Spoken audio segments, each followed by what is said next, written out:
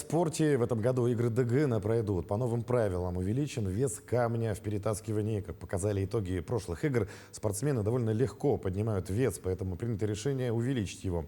Кроме этого, изменения коснулись такого вида, как стрельба из лука.